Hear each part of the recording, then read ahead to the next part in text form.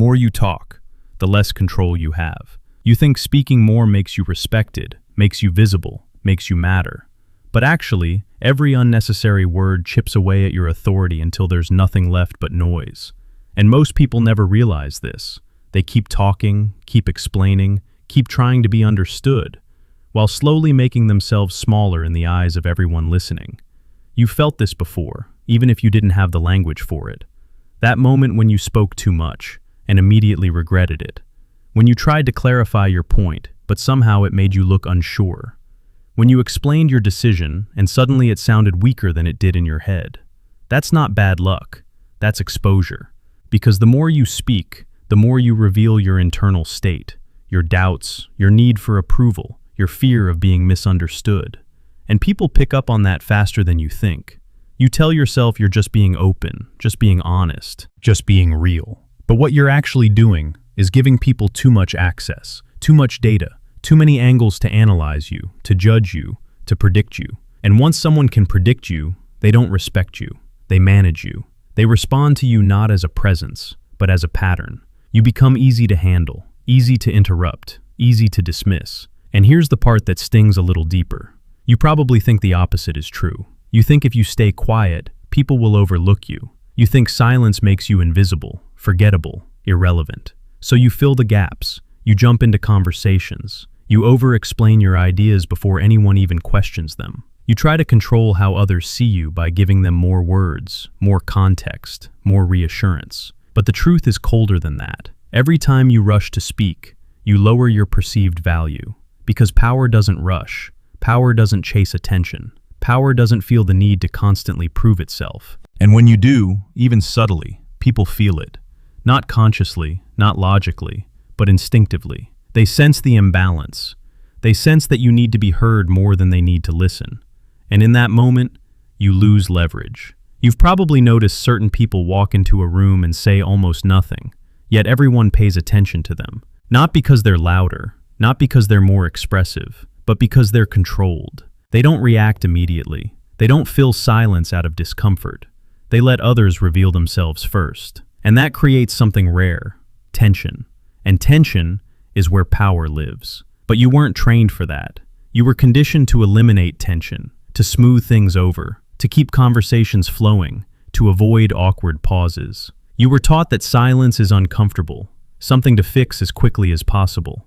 So you speak, even when you don't need to, especially when you don't need to. And that's where the damage begins. Because every time you break silence out of discomfort, you train yourself to depend on noise. You lose the ability to sit in stillness without feeling exposed. You start to believe that your value comes from what you say, instead of how you hold yourself when you say nothing at all. And people notice. They notice when you rush to answer. They notice when you over-explain simple things. They notice when your words keep going, even after your point is already made. It creates a subtle signal. You're not fully in control. And once that signal is sent, it's hard to take it back. But here's what most people never stop to question. Why do you feel the need to speak so much in the first place? Think about it. Is it really about clarity, or is it about control? Is it about being understood, or about being accepted? Because those are not the same thing. When you speak from a place of control, your words are precise, deliberate, minimal. But when you speak from a place of insecurity, your words multiply. You add layers, explanations, justifications. You try to cover every angle, hoping no one will misunderstand you. But ironically, that's exactly what creates doubt. Because certainty is quiet. It doesn't need reinforcement. It doesn't need repetition. It doesn't need to convince. It simply exists. And when you start to see this clearly, something shifts. You begin to notice how often people talk just to fill space. How often conversations are driven by discomfort, not intention. How often words are used as a shield, not a tool. And once you see it, you can't unsee it. You start catching yourself mid-sentence, realizing you're about to say something unnecessary. You feel that urge to explain, and for the first time, you question it. You pause. And in that pause, there's something unfamiliar, something almost unsettling. Silence. But not the empty kind. Not the awkward kind you've been taught to avoid. This is different. This is controlled silence. the kind that doesn't ask for attention, but commands it. And that's where the shift begins, because the moment you stop treating silence as a weakness, it becomes your advantage. The moment you stop trying to be understood by everyone, you become more intriguing to the right ones. The moment you realize that not every thought needs to be spoken, you start reclaiming something most people never even knew they lost: your presence. Not built on volume, not built on constant expression, but built on restraint, on precision, on knowing exactly when to speak, and more importantly, when not to. And here's the truth that most people will never admit to themselves. They're not ignored because they say too little. They're ignored because they say too much without weight. Because when everything is said, nothing stands out. When every thought is expressed, none of them feel valuable. And when you're always available through your words, there's no reason for anyone to lean in. But when you start holding back, when you let silence do part of the work, something changes in how people respond to you. They listen more carefully. They pay more attention. They assign more meaning to what you say, simply because you don't say it often. And that's not manipulation. That's human nature. Because what is rare feels valuable, and what is controlled feels powerful. So the real problem isn't that you talk too much. It's that you haven't been shown the cost of it. You haven't been taught that every word is a trade, that every sentence either builds your presence or weakens it, that every moment you choose to speak, you're either reinforcing control or giving it away.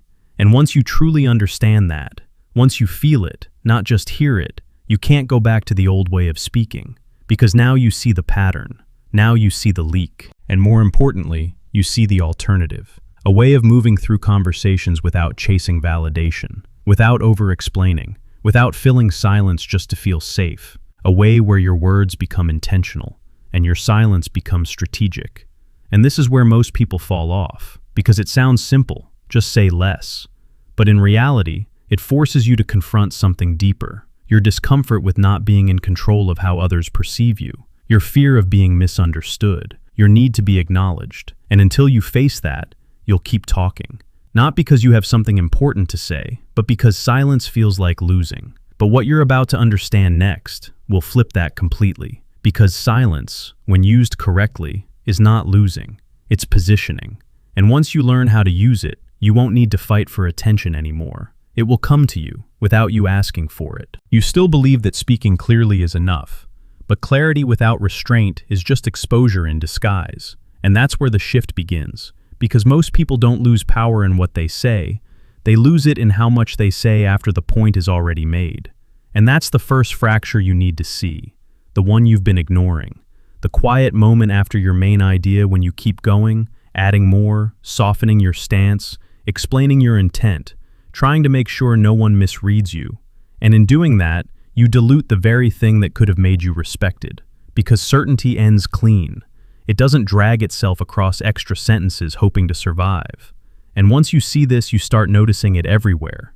People talking in circles, repeating themselves with different words, not because they have more to say, but because they're afraid to stop, afraid of the silence that follows, afraid of what others might think if they don't immediately fill that gap. And that fear is exactly what gives them away, because silence is not empty, it's revealing. It exposes who is comfortable without validation and who depends on it.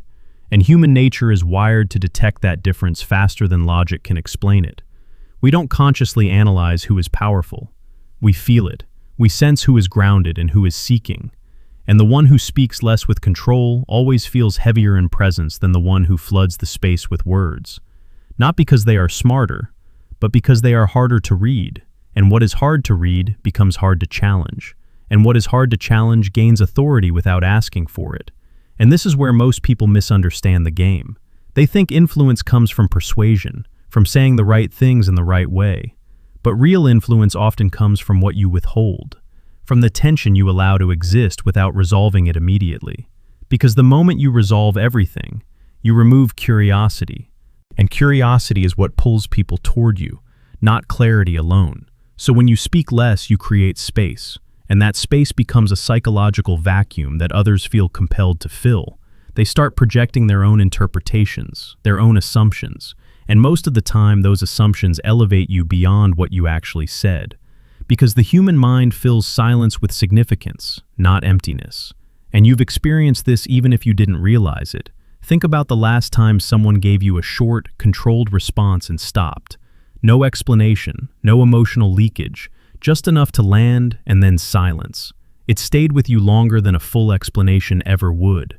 You replayed it. You tried to decode it. You assigned weight to it. And that weight didn't come from the words themselves. It came from the absence that followed. And that's the layer most people never train themselves to use. Instead, they rush to eliminate that absence. They panic in the gap. They treat silence like a mistake instead of a tool. And that's why they never build presence. Because presence is not built through constant output. It's built through controlled restraint. And once you understand that, your behavior starts to shift in subtle but powerful ways. You begin to observe before you respond. You allow others to reveal more than they intended, simply because you didn't interrupt the flow. And in real situations, this becomes very clear. Imagine you're in a negotiation, or even a simple conversation where someone is trying to assert dominance. They speak quickly, they stack arguments, they try to corner you with momentum. And most people react by matching that energy. They respond immediately. They try to defend, to clarify, to regain ground through words. But that's exactly where they lose, because they step into the other person's rhythm. They play a game that rewards speed instead of control. But when you slow down, when you let their words land without reacting, when you hold eye contact just a second longer than expected, and then respond with something minimal, something precise, you break the rhythm completely. And now the dynamic shifts. Now they are the ones adjusting to you. Now they feel the pressure of the silence you didn't rush to fill. And that pressure forces them to reveal more, to justify themselves further, to overextend. And in that moment you gain leverage without saying more. And this is not about manipulation in the shallow sense. It's about understanding behavioral patterns at a level most people ignore. Because people are uncomfortable with uncertainty. They want resolution. They want immediate feedback. They want to know where they stand. And when you don't give that away easily, you create a subtle tension that positions you above the need for approval. And that's where your first rule starts to become real. You say less than necessary, not as a trick, but as a discipline. You cut your sentences before they start explaining themselves. You allow your statements to stand without support. And this feels unnatural at first because you're used to cushioning your words. But over time, it sharpens your presence. It forces you to think before you speak instead of thinking while you speak. And that alone separates you from most people. Because most people use speech as a way to figure out what they think, while you begin to use it as a way to deliver what you've already decided. And that difference is felt immediately. Then the second layer deepens. You begin to use silence as pressure, not passive silence, not avoidance, but intentional pauses that hold weight. After you make a point, you stop. You don't rush to justify it. You don't soften it with extra explanation. You let it sit. And this creates a moment where the other person has to process without guidance. And in that moment, they often reveal more than they planned. They either agree, disagree, or try to fill the gap with additional information. And all of that gives you data, while you remain composed. And the more you practice this, the more you realize how much information people give away, simply because they can't sit in silence. They start explaining their intentions, their doubts, their motivations, and you didn't have to ask for any of it. You just didn't interrupt the space, and now you're operating with more awareness than they are, and that awareness becomes your advantage. Then comes the third rule, controlling emotional leakage, which is where most people fail without even noticing. Because even if they try to say less, their tone, their speed, their micro-reactions still reveal everything. They speak quickly when they're nervous. They over-explain when they feel challenged. They laugh unnecessarily when they want approval. And all of these signals are read subconsciously by others. Not as isolated behaviors, but as patterns. And patterns are what people use to assess you. So when you slow down, when you reduce your verbal output, and also stabilize your delivery, you become harder to read. Your reactions don't come instantly. Your words don't spill out under pressure. And that creates an impression of control. And control is often mistaken for confidence, even when it's simply discipline. And that's where your presence starts to change. Not because you became louder or more expressive, but because you became more contained, more deliberate, more selective. And that selectiveness makes every word carry more weight. And as this builds, you begin to notice a reversal in how people engage with you. They start asking more questions. They start seeking your input instead of ignoring it. They start paying attention to small cues because you don't give them everything up front. And this is where the concept reinforces itself. Because now you see that saying less doesn't make you invisible. It makes you harder to ignore. Because in a world where everyone is constantly broadcasting, the one who withholds becomes the signal. And the more you internalize this, the more natural it becomes. You no longer feel the urge to fill every silence. You no longer feel the need to respond to every statement. You choose when to engage and when to observe. And that choice is where your power stabilizes. Because you're no longer reacting out of habit. You're acting out of intention. And that intention is what people feel even if they can't articulate it. They just know something about you is different. Something is more grounded, more controlled, more difficult to influence. And that difficulty creates respect. Not the kind that comes from approval, but the kind that comes from uncertainty. Because when people can't fully read you, they treat you with more caution, more attention, more weight. And that's the position most people try to reach by speaking more, by proving more, by explaining more. But they never get there because they're using the wrong tool. They're adding when they should be subtracting. They're revealing when they should be holding back. And once you see that clearly, you can't go back to the old pattern. Because now every unnecessary word feels like a loss. Every over-explanation feels like a leak. And every moment of controlled silence feels like a gain. And this loop keeps reinforcing itself. You speak less, people lean in more. You pause longer, people reveal more. You control your delivery, people read you less. And the less they can read you, the more carefully they treat you. And that's how the cycle builds.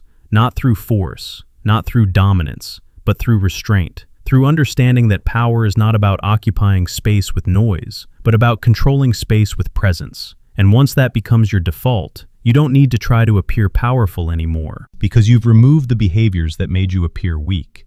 And what's left is something quieter, something heavier, something most people can't imitate, because it requires discipline they've never practiced. And that's why this works. Not because it's complicated, but because it goes against what you've been conditioned to do. And once you master that tension between speaking and withholding, between reacting and observing, you step into a different dynamic entirely. One where you are no longer trying to be heard, but choosing when you allow yourself to be understood. And that choice is what separates presence from noise. Everything comes down to this. Not how much you say, not how fast you respond, not how clearly you explain yourself, but how much you can hold back without losing your center. Because the real shift was never about communication, it was about control. And control is not loud. It doesn't rush. It doesn't chase understanding. It doesn't beg to be seen. It decides when to reveal and when to remain still. And that decision is what separates those who are constantly reacting from those who quietly dominate every interaction they step into. Because when you stop measuring your value by how much you express, something inside you recalibrates. You stop trying to fill every silence. You stop trying to smooth every edge. You stop trying to make everyone comfortable with your presence. And in that space, something heavier forms. Something that doesn't need validation to exist. And that is where your real authority begins to take shape. Not in performance, not in persuasion, but in restraint. In knowing that every word you release carries weight, and every word you hold back preserves it. And once you fully internalize that, your behavior changes without forcing it.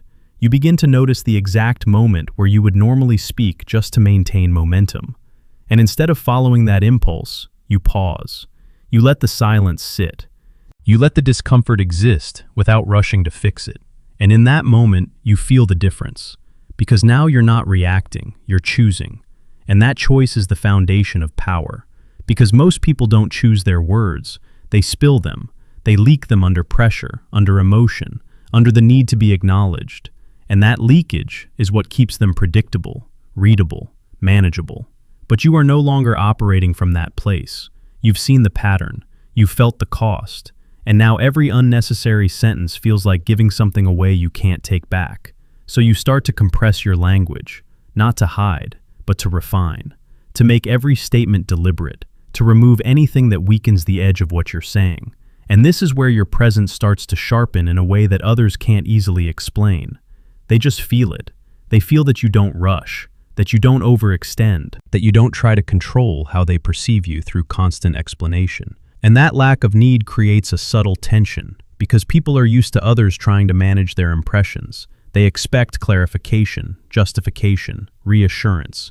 And when you don't provide that automatically, they don't dismiss you, they study you, they pay closer attention, they assign more meaning to less information. And that is the quiet inversion of power that most people never reach, because they're too busy trying to be understood immediately instead of letting understanding build over time. And this is the rule that locks everything into place. If you want respect, you must learn to tolerate being misunderstood in the short term, because the need to be instantly understood is what forces you to speak more than necessary, to explain beyond the point, to dilute your presence just to feel safe. But safety is not where authority lives. Authority lives in tension, in that space where not everything is resolved, not everything is clarified, not everything is handed out in full detail.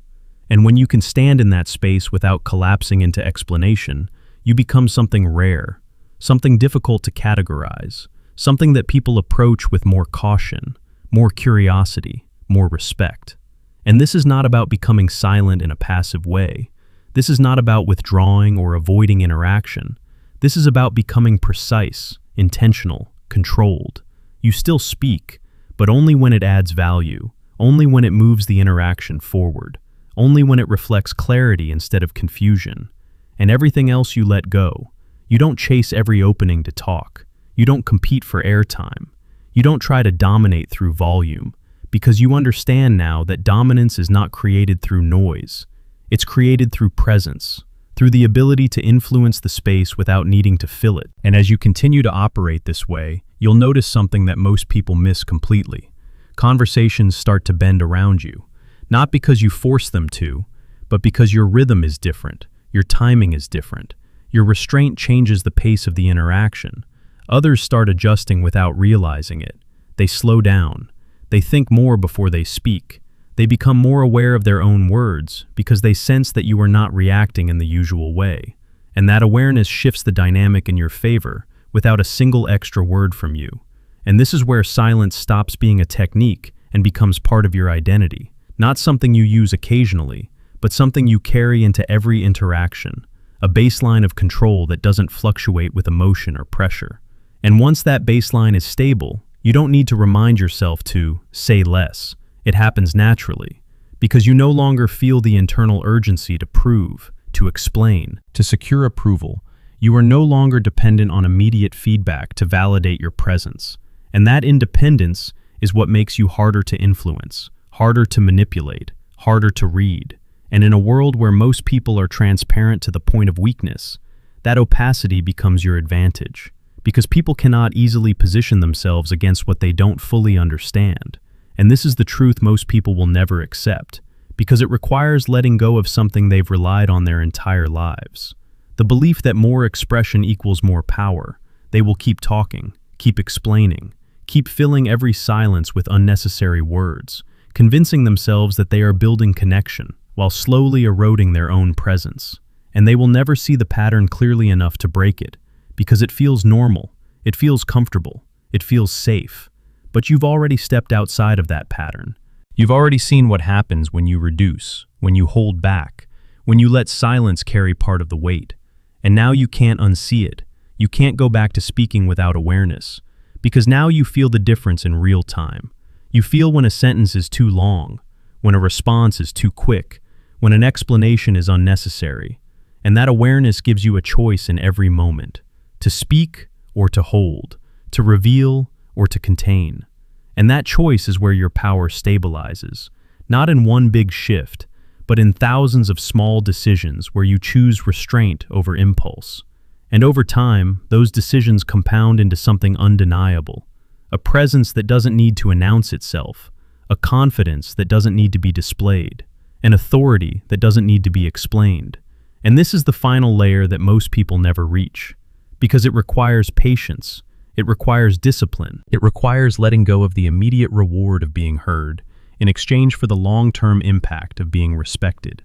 And if you want that, if you want to walk into a room and not feel the need to prove anything, if you want your words to land without effort, if you want people to listen without you chasing their attention, then you must learn to master what you don't say as much as what you do. You must treat your words like something valuable, something limited, something that gains weight through scarcity, not abundance. And once you fully commit to that, everything changes.